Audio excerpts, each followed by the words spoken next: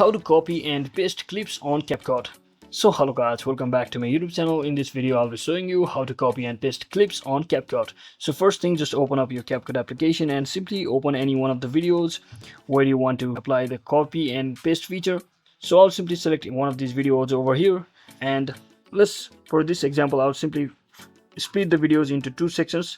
As you can see, now I already have three divided sections of the particular video. So let's say I want to copy this part of the video over here, this one, and what I will be doing is, it's pretty simple process. So now simply tap on that particular clip which you want to simply copy, and now simply scroll rightways from the bottom navigation bar just like this, and you should see the option that is copy. And if you don't see that, you can also actually tap on this duplicate, which does the same thing. So just like that, you have successfully copied and directly pasted or duplicated any of the clips from the video on CapCut. So that is it for today guys. I hope this video was helpful. If it was, don't forget to like and subscribe to the channel. See you on the next one.